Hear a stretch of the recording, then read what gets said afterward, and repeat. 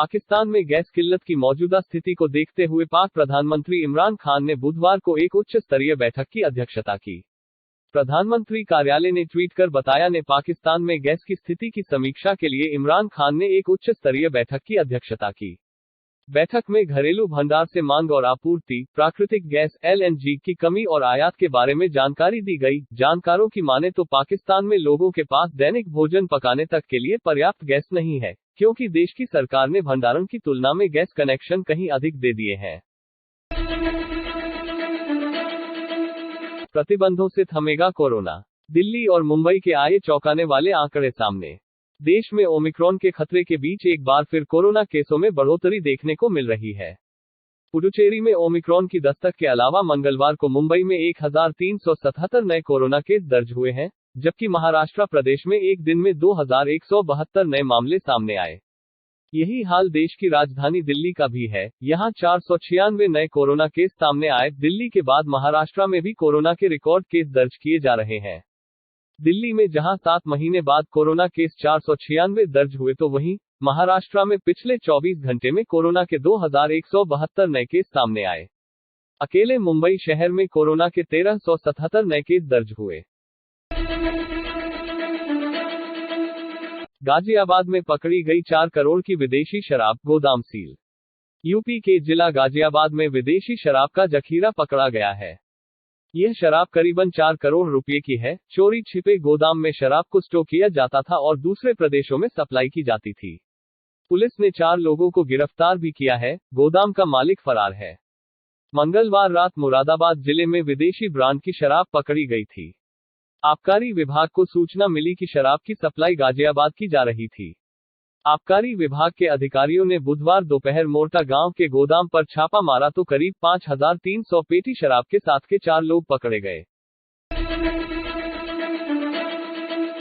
40 लाख हड़पने के लिए कर दी अपने ही पिता की हत्या।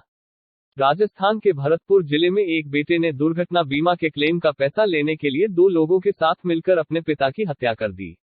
बेटे ने अपने पिता का 3 महीने पहले ही एक्सीडेंटल बीमा करवाया था, जिससे वह अपने पिता की हत्या करवाने के बाद बीमा के 40 लाख रुपए ले सके।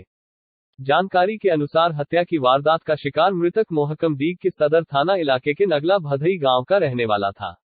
मोहकम अपने पुत्र राजेश के साथ फरीदाबाद में रहता था। करीब 4 महीने पहले राजेश ने अपने पिता मोहकम का 4 अलग अलग बैंकों में 40 लाख रुपए का एक्सीडेंटल बीमा कराया था।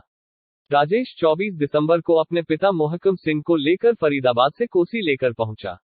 कोसी से गोवर्धन थाना इलाके के छठीकरा गांव में पहुंचा, जहां कान्हा नाम का युवक मोटरसाइकिल से आया और वह मोहकम सिंह और राजेश से मिला।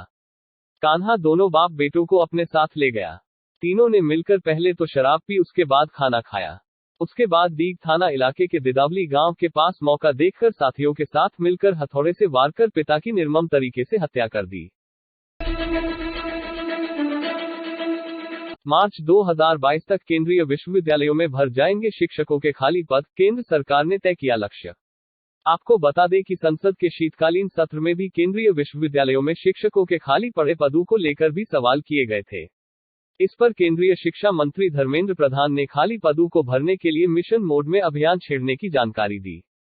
फिलहाल इसे लेकर ज्यादातर केंद्रीय विश्वविद्यालयों में तेजी से काम शुरू हो गया है। भर्ती के लिए विज्ञापन जारी कर दिए गए हैं। ऐसे में साफ है कि नए शैक्षणिक सत्र शुरू होने से पहले केंद्रीय विश्वविद्यालयों में शिक्षकों के खाली पदों को भर दिया जाएगा। शिक्षा मंत्रालय के अंदर ही इस पूरी प्रक्रिया की निगरानी के लिए भी एक टीम लगाई गई है। बेंगलुरु की लड़की 2 महीने से लापता। नाबालिग लड़की अनुष्का के पिता अभिषेक ने कहा कि उसने 31 अक्टूबर को अपना घर छोड़ दिया था। उन्होंने कहा कि किसी ने उसे प्रभावित किया है। वह घर छोड़कर अकेले कहीं नहीं जा सकती है। यह मामला कर्नाटक की राजधानी बेंगलुरु का है। गुमशुदा लड़की की आयु 17 बताई जा रही है, जो पिछले 2 महीने से अपने घर से गायब है। लड़की के माता पिता को उसके लापता होने के पीछे शमनवाद का शक है। अनुष्का की मां अर्चना ने कहा कि वह शमनवाद से प्रभावित थी। दरअसल यह एक प्राचीन परंपरा है जिसके तहत लोग देवताओं, राक्षसों और पुश्तैनी आत्माओं की अनदेखी दुनिया में विश्वास करते हैं। अर्चना ने कहा, उसने हमें बताया कि वह शमनवाद प्रकार का ध्यान करना चाहती है। हमने उसे घर पर ही शमनवाद सीखने के लिए कहा। मैं उससे वापस आने का अनुरोध करती हूँ। नए साल पर 2022 में एटीएम से कैश निकालने पर देना होगा ज्यादा पैसा, बदल जाएंगे नियम। बैंक ग्राहकों को 1 जनवरी से एटीएम से नकद निकासी के लिए पहले की तुलना में अधिक भुगतान करना होगा। मुफ्त मासिक सीमा समाप्त होने के बाद बढ़ा हुआ शुल्क लागू होगा। ग्राहकों को अपने अपने बैंकों से बढ़े हुए शुल्क के बारे में मैसेज आ रहे हैं। 1 जनवरी से एटीएम से नकद निकासी के लिए पहले की तुलना में अधिक भुगतान करना होगा। मुफ्त मासिक सीमा समाप्त होने के बाद बढ़ा हुआ शुल्क लागू होगा। ग्राहकों को अपने अपने बैंकों से बढ़े हुए शुल्क के बारे में मैसेज आ रहे हैं। भारतीय रिजर्व बैंक आरबीआई ने जून में घोषणा की थी कि देश के बैंकों को अब यूजर्स के लिए मुफ्त मासिक सीमा से अधिक नकद और गैर नकद एटीएम लेनदेन के लिए शुल्क बढ़ाने की अनुमति है। दरों में यह बदलाव 1 जनवरी 2022 से लागू होगा। रणवीर शोरी को भारी पड़ा बेटे के कोविड-19 पॉजिटिव होने की सूचना सोशल मीडिया में देना, गोवा के होटल में हुआ ऐसा बर्ताव।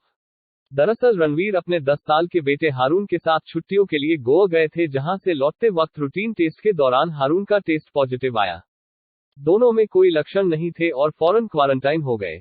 रणवीर ने बताया कि उन्होंने सोशल मीडिया में भले के लिए पोस्ट किया था, मगर जहां हम क्वारंटाइन में हैं, वहां इस पोस्ट की वजह से हमें हमारे कमरे के बाहर लगभग घेर लिया गया।